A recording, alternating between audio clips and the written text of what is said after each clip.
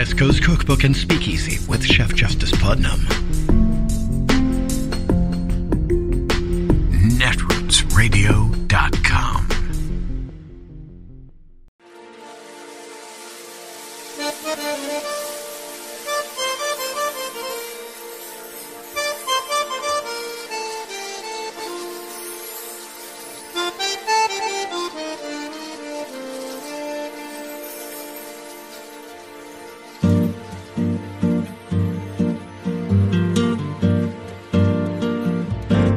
Je voudrais du soleil vert, des dentelles et des théières, des photos de bord de mer, dans mon jardin d'hiver. Je voudrais de la lumière, comme en Nouvelle-Angleterre. Je veux changer d'atmosphère, dans mon jardin d'hiver. Ma fleur sous la pluie de novembre, tes mains qui courent, je n'en peux plus de t'attendre. Les années passent, il est loin, là je tombe. Nul ne peut nous entendre. Je voudrais du Fred Astaire, revoir un latte. Well, F. POTUS Council 1 is in very serious trouble tonight. That is how one of Donald Trump's criminal defense lawyers is identified in newly released portions of the FBI affidavit supporting the search warrant of Donald Trump's home issued by a federal judge. The affidavit explains all of the steps that the federal investigators took to try to retrieve all government documents and classified documents from Donald Trump's residence before they came to this judge to seek a search warrant. The affidavit says, quote, on June 3rd, 2022, 3 FBI agents and DOJ counsel arrived at the premises to accept receipt of the materials. In addition to F. POTUS Counsel 1, another individual, hereinafter Individual 2, was also presented as the custodian of records for F. POTUS's post-presidential office. The FBI was there that day in June, armed with a subpoena for all of the government records on the premises. And they were lied to that day by both of Donald Trump's lawyers. We already knew from a previously unredacted portion of the FBI affidavit that Individual 2 provided the FBI with a letter certifying that the Trump team conducted, quote, a diligent search and was now handing over to the FBI everything, absolutely everything that their subpoena asked for. And that lie was signed by attorney Christina Bobb, who has since dropped out of the Trump defense team and has hired her own criminal defense lawyer. That much we already knew. But now, in the newly unredacted portion of the FBI affidavit, we discover F. POTUS Counsel 1 is in at least as much trouble, if not more trouble, than Christina Bobb. Because the FBI affidavit says that on that day, June 3rd, quote, F. POTUS Counsel 1 stated he was advised all the records that came from the White House were stored in one location within Mar-a-Lago, the storage room, and the boxes of records in the storage room were the remaining repository of records from the White House. F. POTUS Counsel 1 further stated he was not advised there were any records in any private office space or other location in Mar-a-Lago. That we now know was a lie, a complete lie, because the FBI, with their search warrant, actually found classified documents in his desk. When the FBI went into that place with a search warrant, they found classified documents in Donald Trump's desk, in his desk drawer, with his passport, in Donald Trump's office room, not in the storage room, in his desk. So POTUS Counsel 1 was not telling the truth to the FBI about all the documents being in the storage room. And that means that POTUS Counsel 1 needs his own criminal defense lawyer yesterday. POTUS Counsel 1 is an inadequately experienced lawyer named Evan Corcoran, whose career as a lawyer may now be coming to an end. If federal prosecutors can't prove that he intentionally lied to the FBI about all the documents being in the storage room and all the documents being handed over to the FBI on June 3rd, then Evan Corcoran could be convicted of obstruction of justice and lying to the FBI. Much of the FBI affidavit is still redacted. And so we don't know all of the evidence of obstruction of justice that was presented to the judge to obtain the search warrant. But we do know that the judge believed that there would probably be evidence of obstruction of justice found at Donald Trump's residence, which is why the judge approved the FBI search warrant. The most important piece of evidence for Evan Corcoran's new criminal defense lawyer to be studying is something else that we are just learning about in the newly unredacted portion of the affidavit. We have previously known that after the FBI and the Justice Department lawyers went to that residence on June 3rd to collect what they were then told were all of the remaining documents, the Justice Department, after that, subpoenaed the closed-circuit TV video recordings from their surveillance cameras at the residence. We did not know how extensive the request was in that subpoena. The demand was in that subpoena. It was not a subpoena for 1 day of surveillance video. It was 6 months of surveillance video of everyone going in and out of that storage room where classified documents and other government records were kept. 6 full months of video. The newly unredacted portion of the affidavit reveals that the subpoena demanded, quote, any and all surveillance records, videos, images, photographs, and/or CCTV from internal cameras located on ground floor, basement, on the Mar-a-Lago property from the time period of January 10th, 2022 to the present. That was 6 months of surveillance video.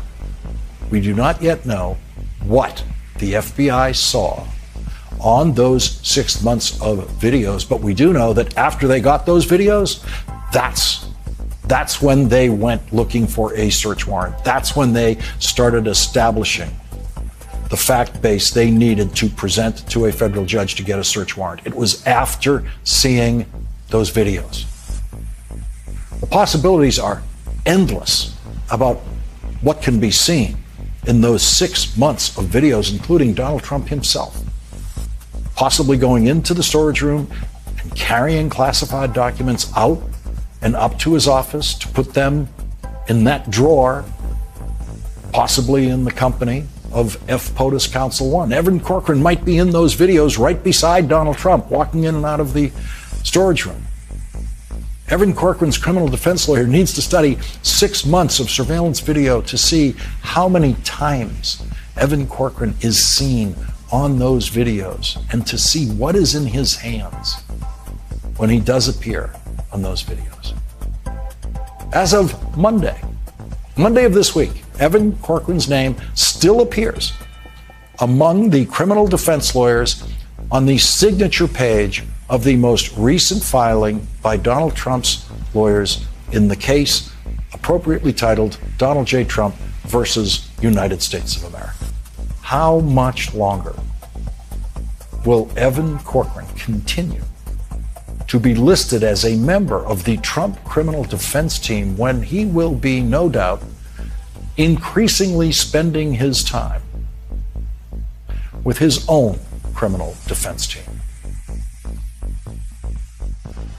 It is Thursday, the 15th of September of 2022, and you are in West Coast Cookbook and Speakeasy. I am your chef de cuisine, Justice Putnam. Gunner, the English Bulldog, is our snoozing and morning sous chef. And our daily special is Metro Shrimp and Grits Thursdays, a little bit of jambalaya, a little bit of spice in your life. That's right, folks. It's Thursday, and we're spicing it up here for you. We can't all be morose because of the demise of the Queen. Okay, I did mention that this funeral is going to last longer than my mother's rehabilitation from her hip replacement surgery. But I guess that's the way of the world, isn't it? Yes, it is. Speaking of the way of the world, yes, the fellow who stormed the Capitol with the Camp Auschwitz shirt on, do you remember that photo? Well, his sister pleaded with the judge to, quote, "Don't judge a book by its cover." Okay, you've stormed the Capitol to overthrow a peaceful transition of power, wearing a Camp Auschwitz shirt.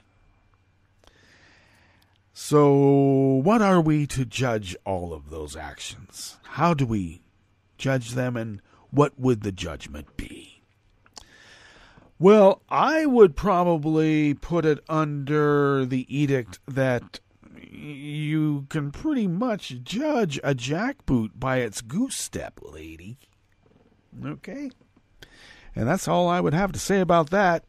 Oh, except for, I don't know, give him 5 years. Yeah, did he piss in there? Did he smear poop on the walls? No? Okay. 5 years. That's, I don't know. I guess that would be a generous sentence, I would think. For being a seditious mofo wearing a Camp Auschwitz shirt. We know what that means. My God.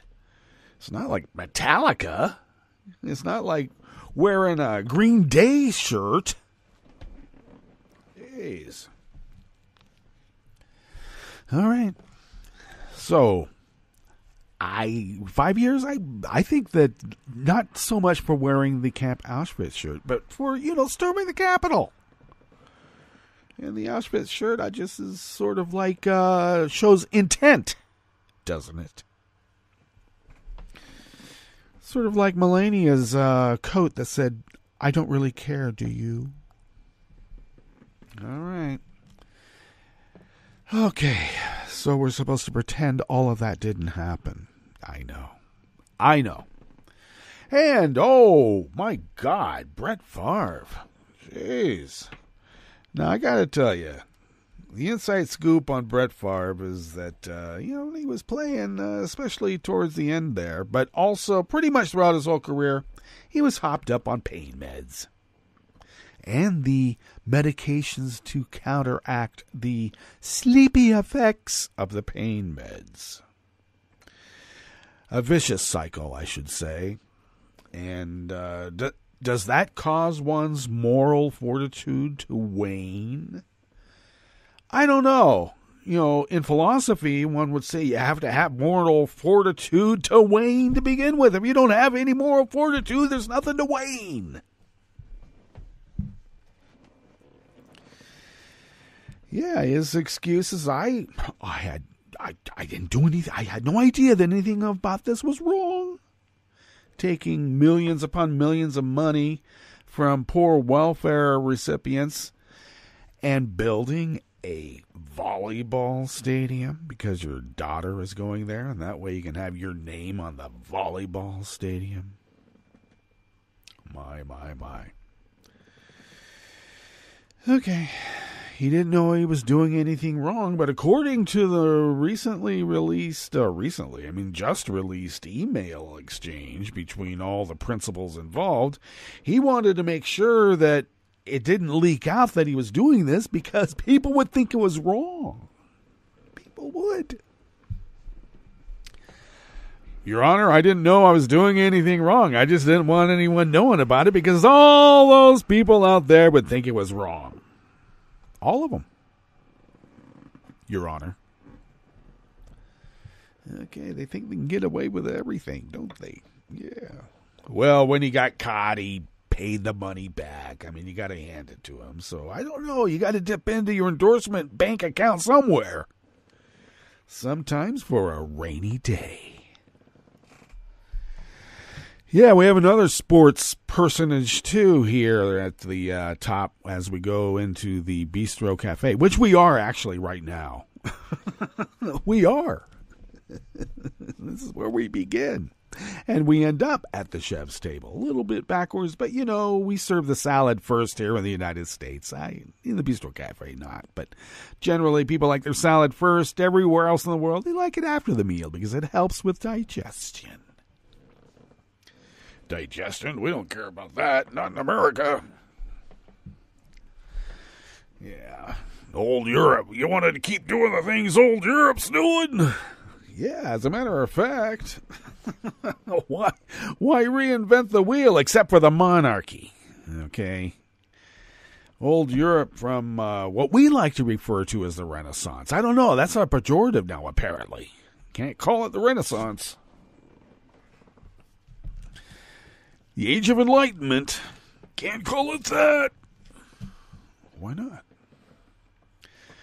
Well, you know, that point where, shall we say, liberal thought, the idea of knowledge can be had by all. And why not? And why not?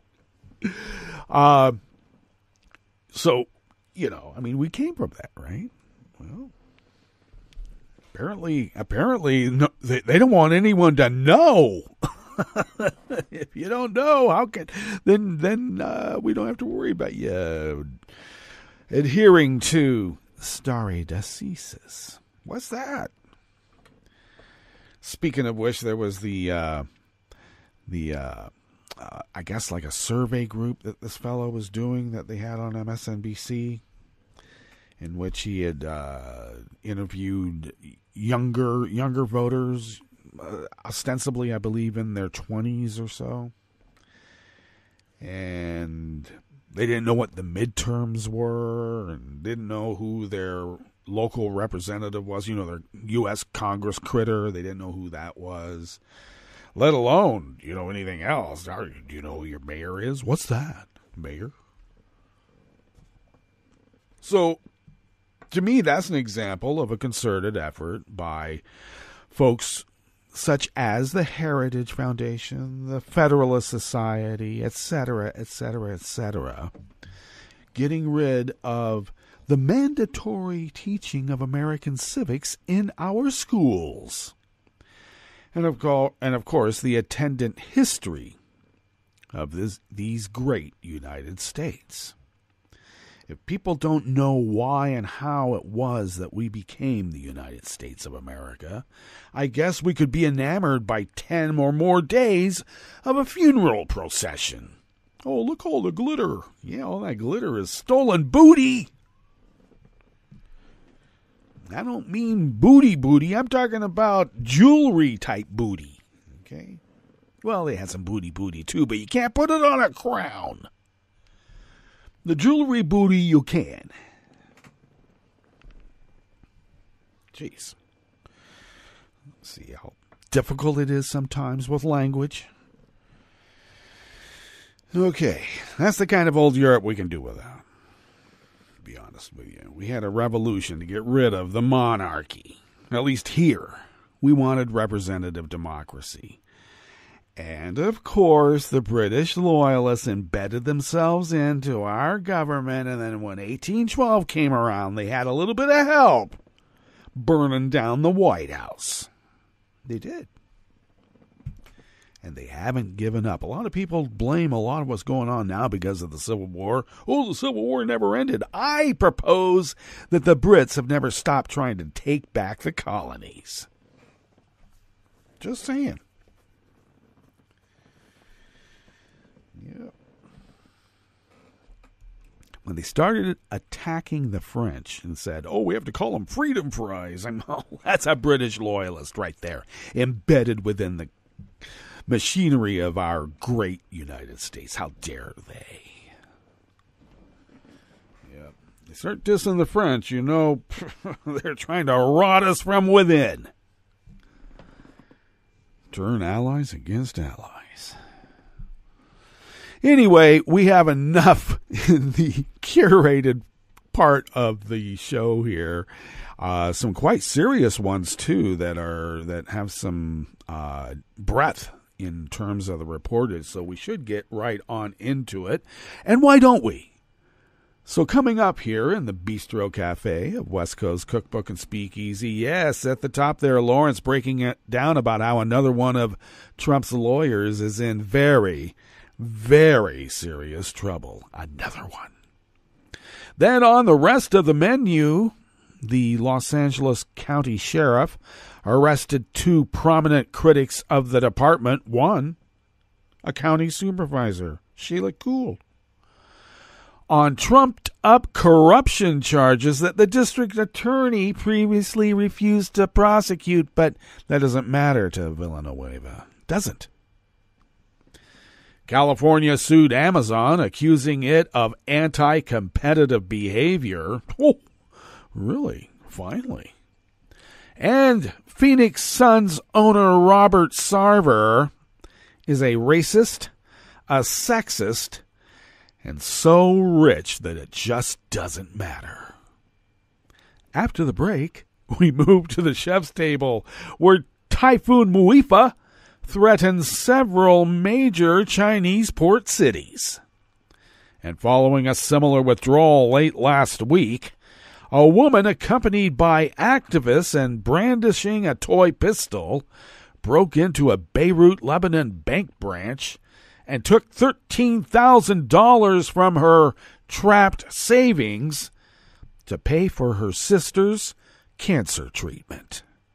All that and more on West Coast Cookbook and Speakeasy. Bon appetit.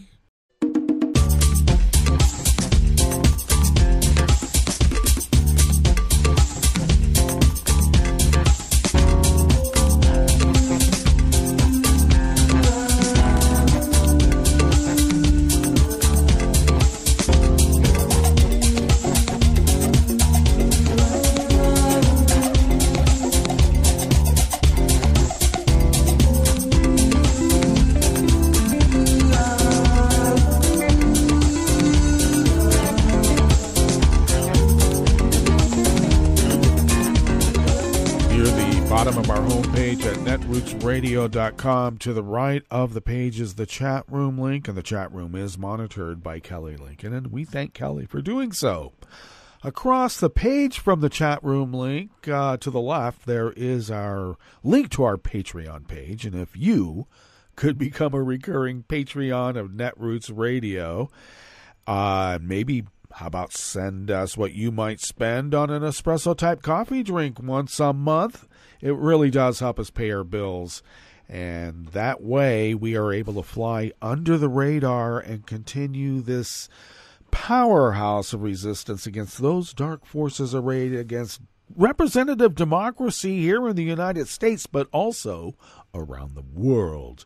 So we appreciate you helping us fulfill our civic duty as the founders originally intended so many years ago. If you would like to follow Netroots Radio on Twitter, you can do so by going to @NetrootsRadio. Tom takes care of that. Thanks, Tom. Follow me on Twitter at Justice Putnam. I incidentally post the show notes and links diary on Daily Kos 10 minutes before showtime. And one way to find those show notes and links diaries on Daily Kos is to, well, follow my Twitter feed. Ha, ha, ha. Follow the show on Twitter at Cookbook West and pick up podcasts by way of Spreaker, Stitcher, TuneIn, iHeart, YouTube, etc., etc., etc. There's no podcast company by the name of etc. as far as I know.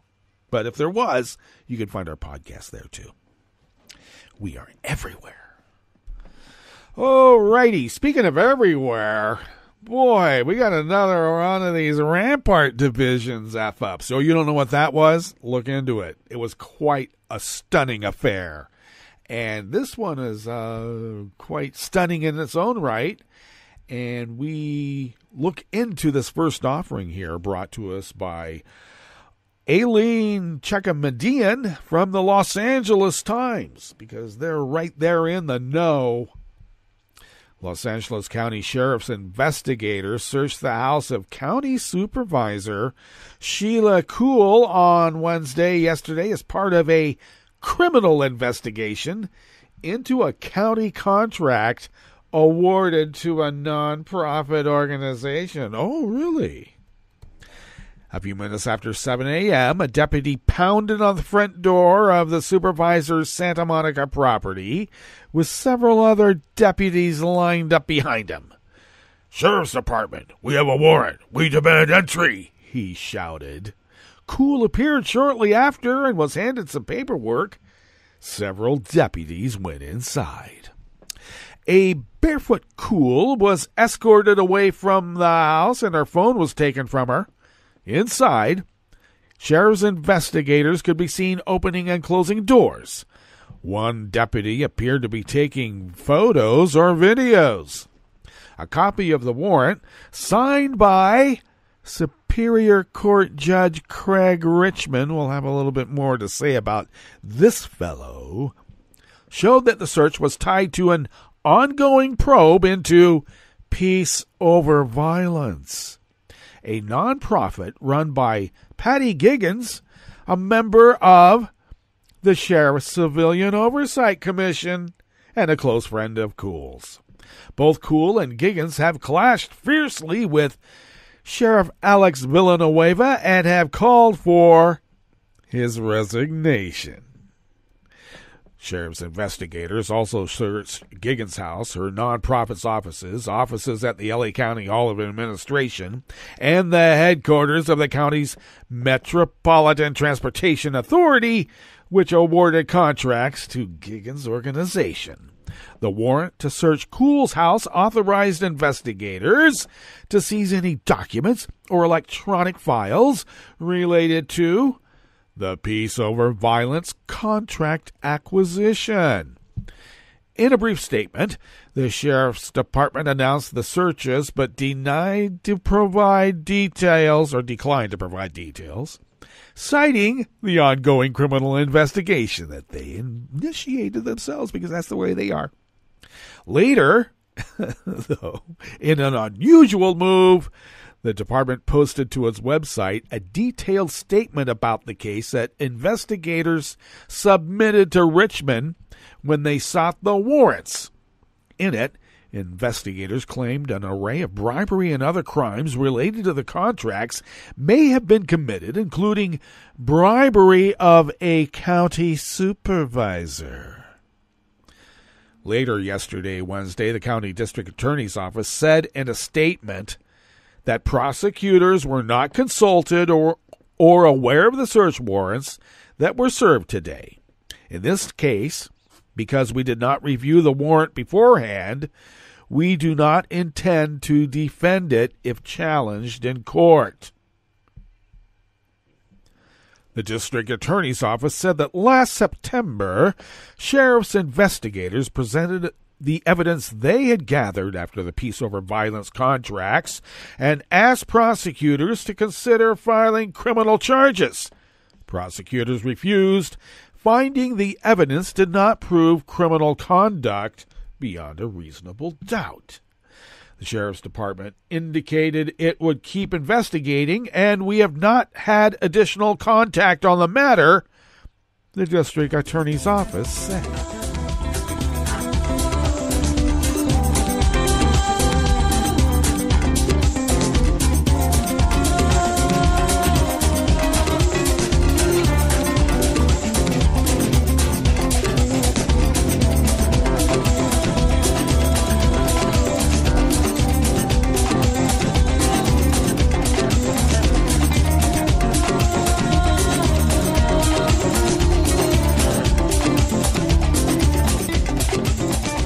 Rachel Lerman and Kat Zagruski of The Washington Post brings us this next offering here in the Bistro Cafe of West Coast Cookbook and Speakeasy, Metro Shrimp and Grits Thursdays. California sued Amazon, alleging that the company caused higher prices across the state and stifled competition. Amazon penalizes sellers on its site if they offer products elsewhere for lower prices, the state alleged. That makes it harder for others to compete, therefore entrenching Amazon's market power, the state said in a press release announcing the lawsuit. For years, California consumers have paid more for their online purchases because of Amazon's anti-competitive contracting practices, State Attorney General Rob Bonta said in a statement. Amazon spokesman Alex Hurek said in a statement that the California Attorney General has it exactly backwards and that sellers set their own prices on the website. Amazon takes pride in the fact that we offer low prices across the broadest selection, and like any store, we reserve the right not to highlight offers to customers that are not priced competitively, Hurek said in a statement.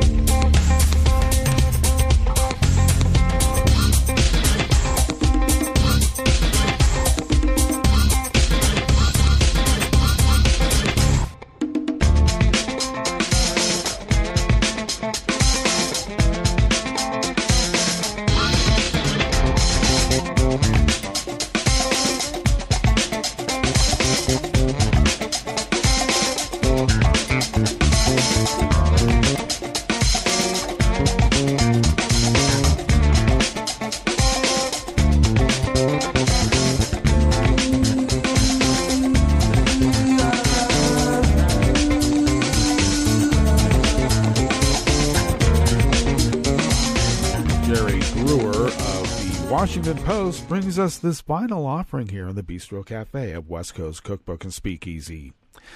The greatest threat to the integrity of pro sports is the unchecked, immoral owner. He slithers across all of these leagues, rich and toxic and indestructible, profiting from sports charm without upholding their virtue. You can expose his misdeeds, shame him, and force him to answer to people who are supposed to have real power. He will escape, though, and those like him will multiply. Phoenix Suns owner Robert Sarver, a man currently in trouble, is not an outlier. He's just the latest to get busted during a distressing period of abusive leadership throughout sports. The details of his alleged sins may differ from Daniel Snyder's in Washington, Stephen Ross's in Miami, or any other recent scandal involving prominent stakeholders. But their insolent reeks just the same, and most of them outlast their troubles. It takes something as incendiary as audio of Donald Sterling making racist remarks to get an owner evicted. To conclude its investigation of Sarver, the NBA released a damning 43-page report on Tuesday and announced he would be suspended for 1 year and fined $10 million. It was a light punishment, considering the league's detailed findings of racism, misogyny, and hostile behavior. Sadly, it must have been the best that NBA Commissioner Adam Silver felt he could do. Given the structure of major professional sports leagues, an overwhelming majority of franchise owners must unite and vote out one of their own. They shudder at establishing that level of accountability. The ousting of Sterling in 2014 may have been a once-in-a-lifetime comeuppance. If NBA owners opened that door again, they never would be able to close it. They will absorb the humiliation Sarver has brought to the league for the same reason the NFL tolerated Snyder and gave him perfunctory discipline for fostering a similar culture. Many of them know that because they also have skeletons. Too much policing could be detrimental to their desire to avoid ever really having to answer to anyone for anything. They are There are particular rights here to someone who owns an NBA team as opposed to someone who is an employee, Silver said on Tuesday, trying to answer questions about why Sarver can get away with behavior that would be a fireable offense to others. It's different than holding a job.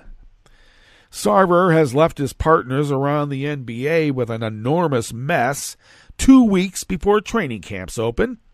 The NBA and WNBA carry the social justice mantle in sports. It's a wonderful thing when they use their influence for good. It's a burden when they must react to bad within their walls.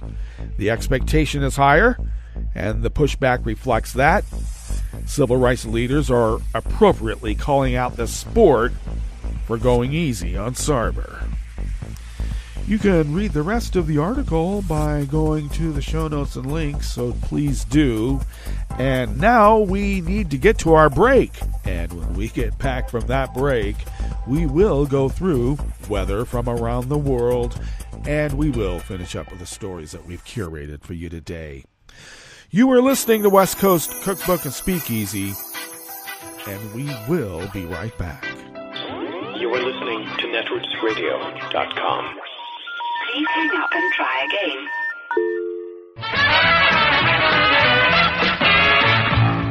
From a point at sea to the circles of your mind, a new force is at work for planetary transformation. New radio for a new Earth.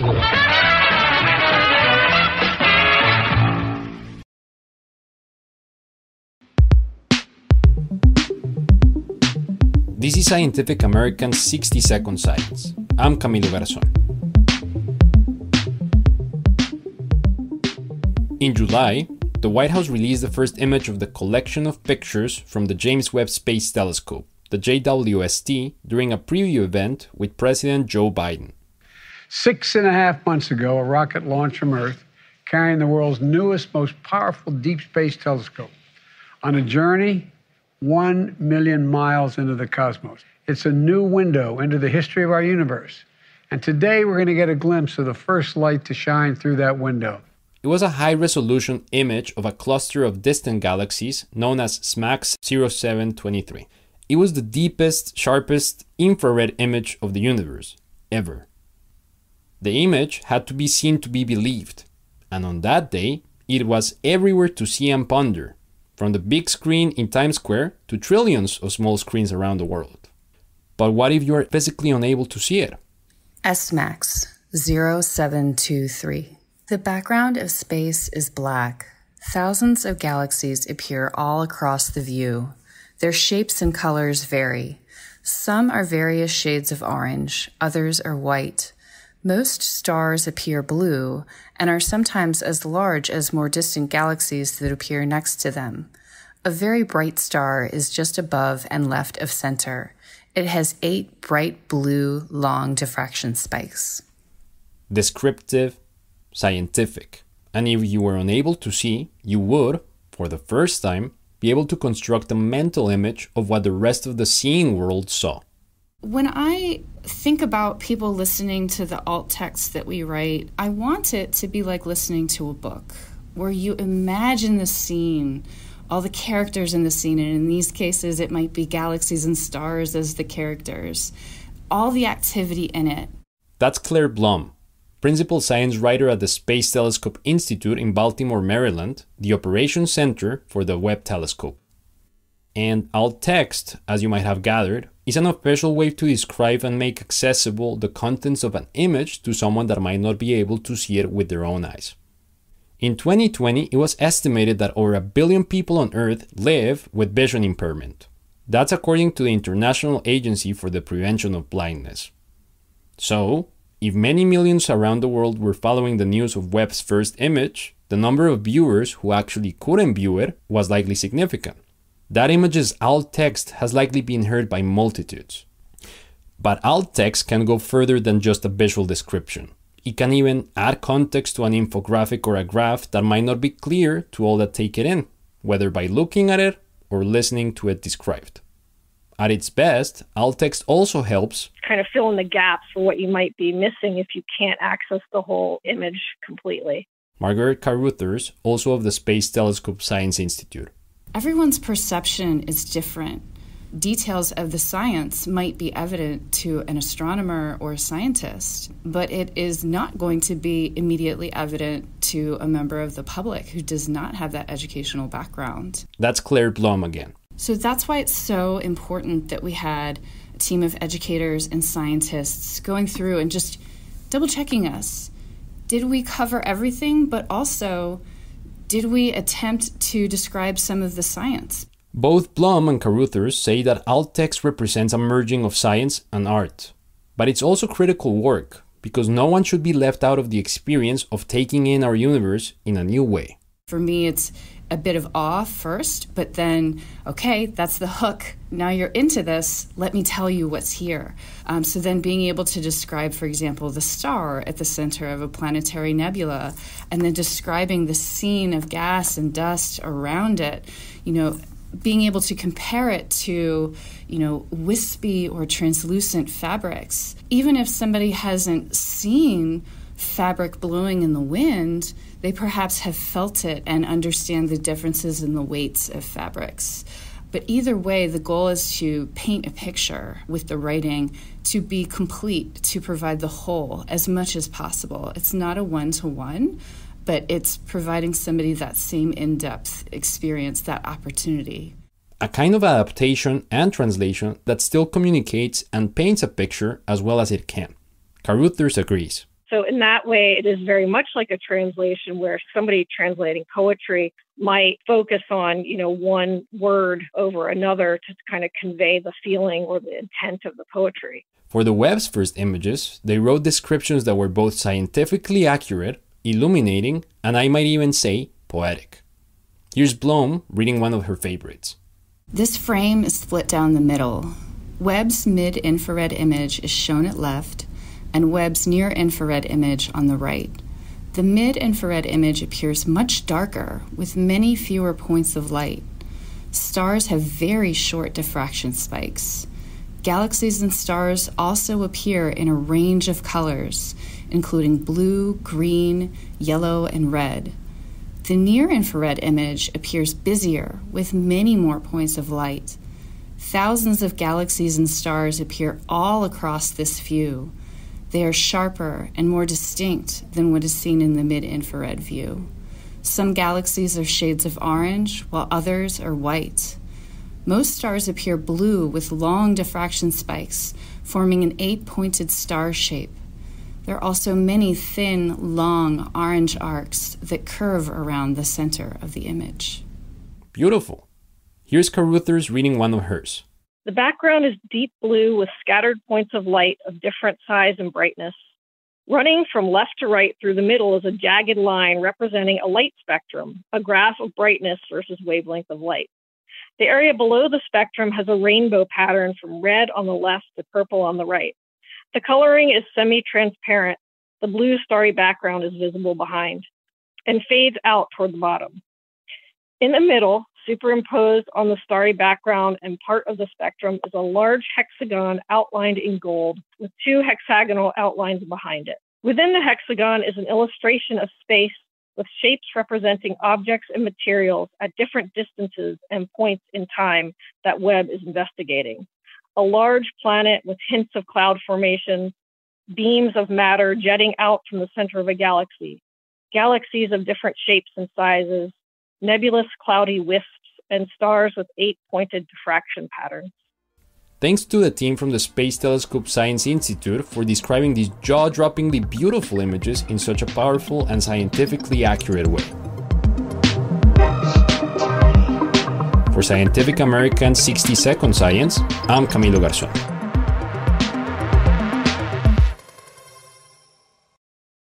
I was in the middle of the Atlantic Ocean when it happened. There was a sudden jolt and our submarine crashed on the seafloor. We were in total darkness.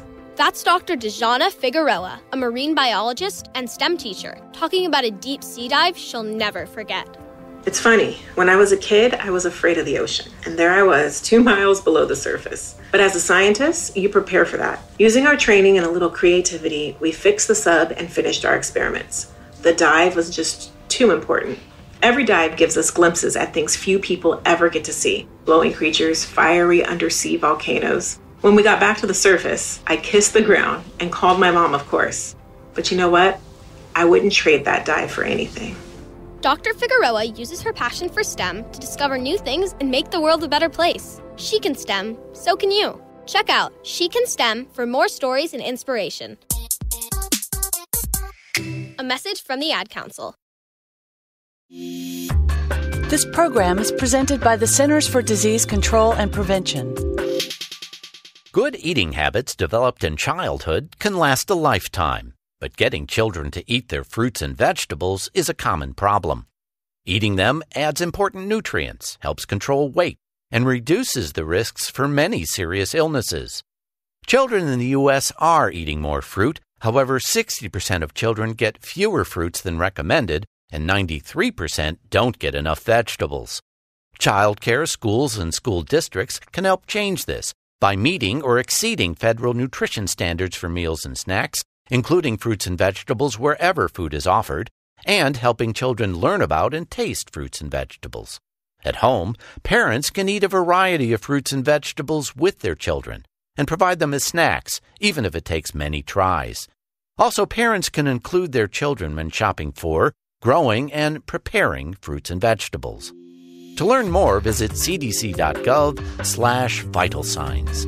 For the most accurate health information, visit www.cdc.gov or call 1-800-CDC-INFO. Hi, it's Tom. Could we humbly suggest your donation to netrootsradio.com? All we've got to run this 24-hour powerhouse of progressive resistance radio is what comes out of our own wallets. And you are our biggest donor. It doesn't take much, $3, $5. Just go to the bottom of our netrootsradio.com page and hit our secure donate button. Heck, you can even make a recurring contribution. So donate what you'd like at the bottom of our netrootsradio.com's homepage. Because you are our biggest donor. netrootsradio.com. Together, we are Resistance Radio.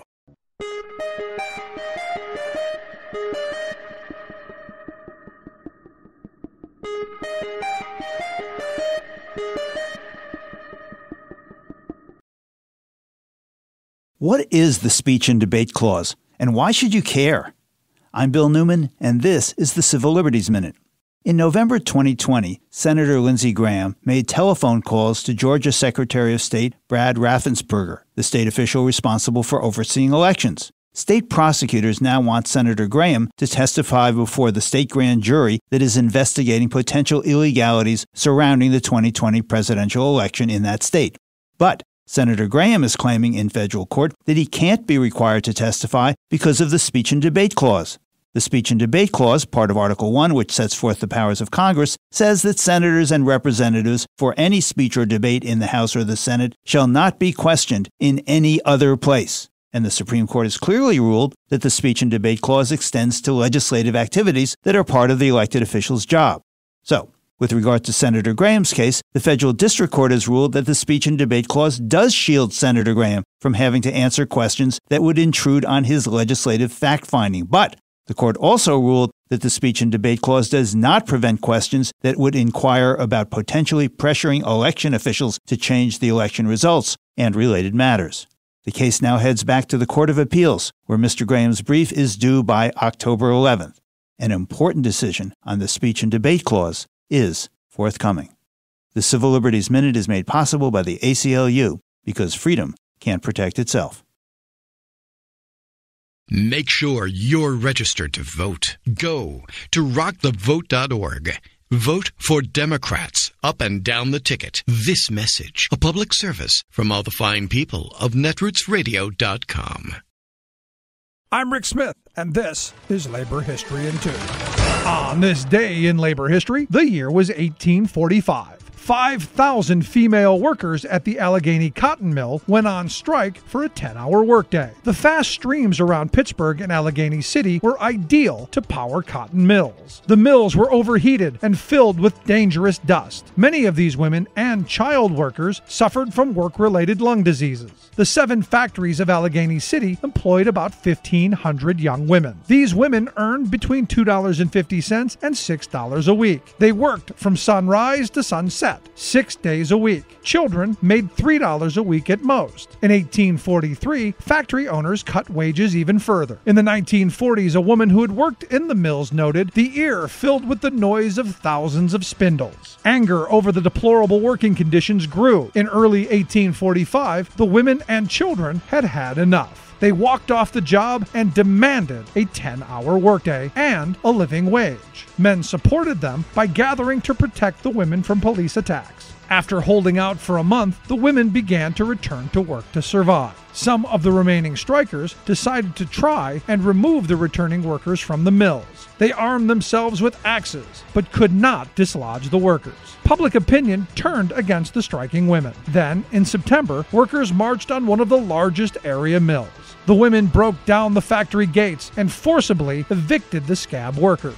The strike lasted for 6 months, but slowly, out of desperation, more and more of the women workers went back to the mills. Although the women did not get their demands, the strike drew national attention. On Independence Day in 1848, the Pennsylvania legislature put into effect a 10-hour day law. But sadly, the law had numerous loopholes and had no real enforcement. Like what you hear? Check out more at laborhistoryin2.com.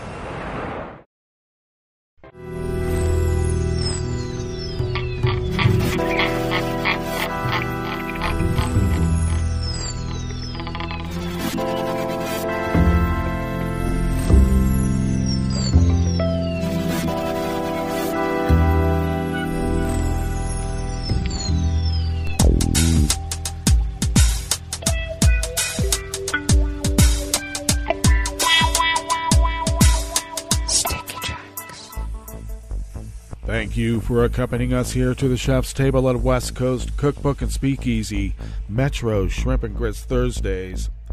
We always begin, whether from around the world, along the banks of the Rogue River, in the Rogue River Valley of Southern Oregon on the west coast of the continental United States of America, where it is currently 63 degrees Fahrenheit, expecting a high about 78, so maybe we are moving into fall-type weather. And I should mention that beginning on Monday, we have a forecast of 7 or more straight days of rain.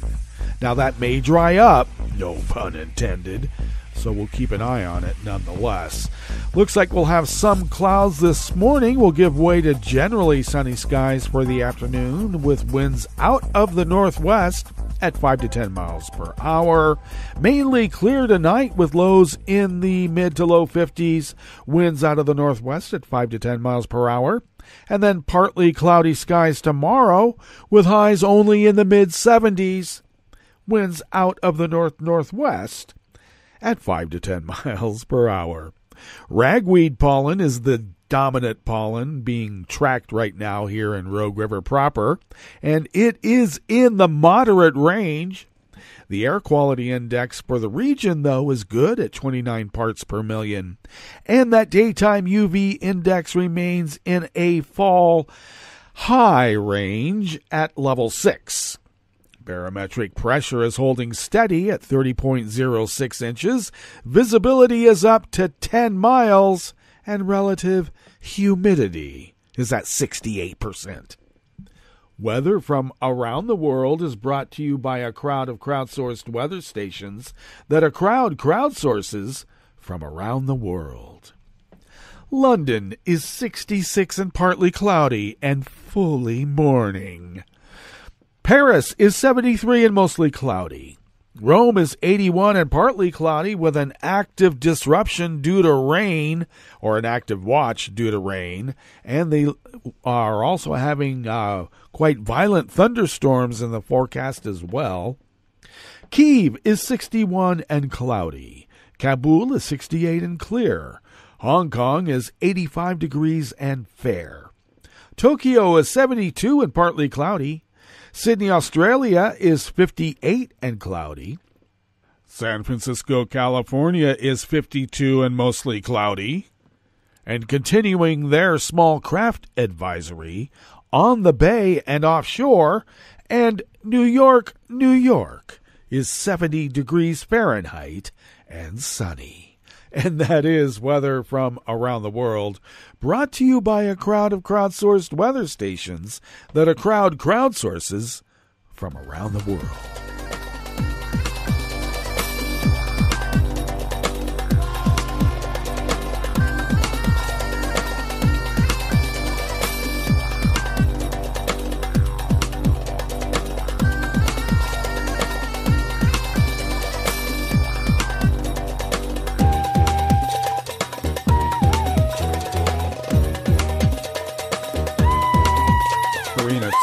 From the Washington Post brings us this first amuse-bouche here at the chef's table at West Coast Cookbook and Speakeasy, Metro Shrimp and Grits Thursdays.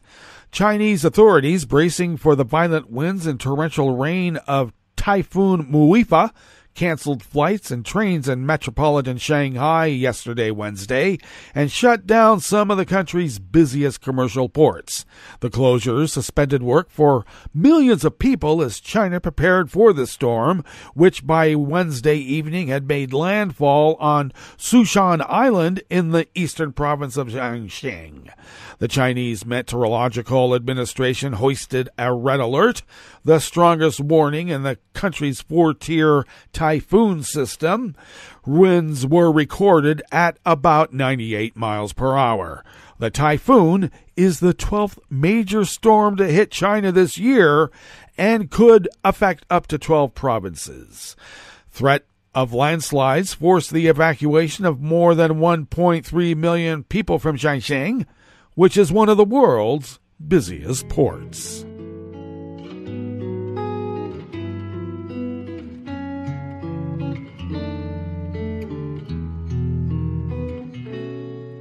Je te donne ce mon amour pour la vie entière, la promesse de me trouver à tes genoux. Aussitôt que tu m'appelles, rester toujours fidèle, c'est tout, c'est tout. Je te donne tous mes printemps, mes étés de mer, mes automnes quand les feuilles tombent partout. Si ce n'est pas une bonne affaire, je te donne tous mes hivers. Kareem Chayeb of the Associated Press brings us this final amuse-bouche here at the chef's table at West Coast Cookbook and Speakeasy. A woman, accompanied by activists and brandishing what she said was a toy pistol, broke into a Beirut bank branch yesterday, Wednesday, taking $13,000 from her trapped savings.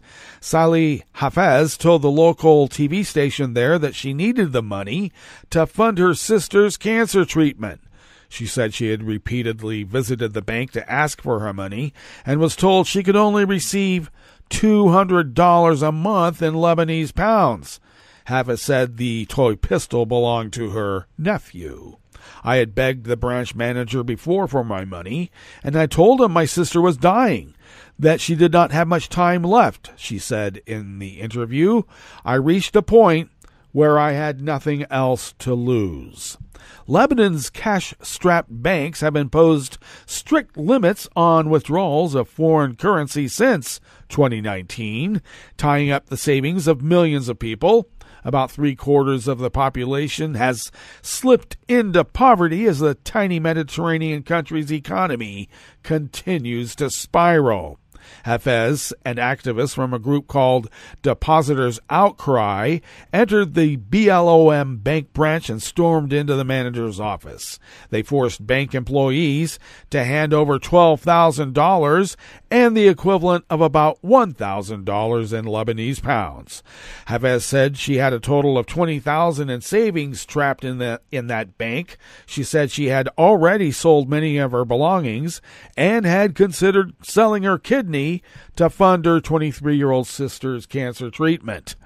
Nadine Nekal, a bank customer, said the intruders doused gasoline everywhere inside and took out a lighter and threatened to light it. She said the woman with the pistol threatened to shoot the manager if she did not receive her money. Hafez said in a live-stream video she posted on her Facebook account that she did not intend to do harm. I did not break into the bank to kill anyone or to set the place on fire. I'm here to get my rights. Hafez was celebrated as a hero in Lebanon as many in the small crisis-hit country struggle to make ends meet and retrieve their savings. She encouraged others to take similar action to reclaim their savings. Indeed. Well, that brings us to the end of our broadcast period for the day, but you do know Netroots Radio broadcasts on, and we will meet up here tomorrow for Blue Moon Spirits Fridays. So do stay tuned to Netroots Radio all day and all night for all the breaking news as it breaks. And we will meet up here tomorrow, right here in West Coast Cookbook and Speakeasy. Bon appetit.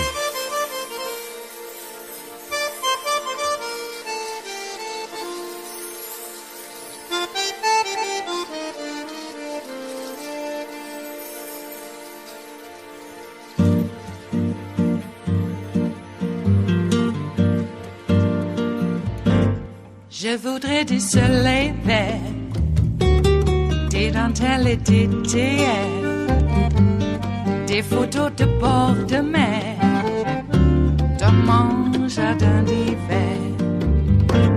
Je voudrais de la lumière, comme en Nouvelle-Angleterre. Je veux changer d'atmosphère, dans mon jardin d'hiver. Ma fleur sous la pluie de novembre, tes mains qui courent, je n'en peux plus de t'attendre. Les années passent, il est loin, là je tombe. Nul ne peut nous entendre. Je voudrais du Fred Astaire, revoir un latte Goël. Je voudrais toujours te plaire dans mon jardin d'hiver. Je veux déjeuner par terre, comme au long de golfe clair. T'embrasser les yeux ouverts dans mon jardin d'hiver.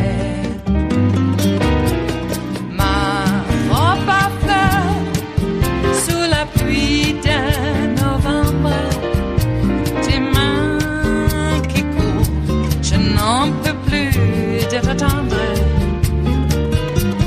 Les années passent, il est loin, là je tombe. Nul ne peut nous entendre. Ba-da-da-dum-di-da-dum. Ba-da-da-dum-di-da-dum. Ba-da-da-dum-di-da-dum. Dans mon jardin d'hiver. Ba-da-da-dum-di-da-dum. Ba-da-da-dum-di-da-dum. Ba-da-da-dum-di-da-dum. Dans mon jardin d'hiver. Dans mon jardin d'hiver. Dans mon jardin d'hiver.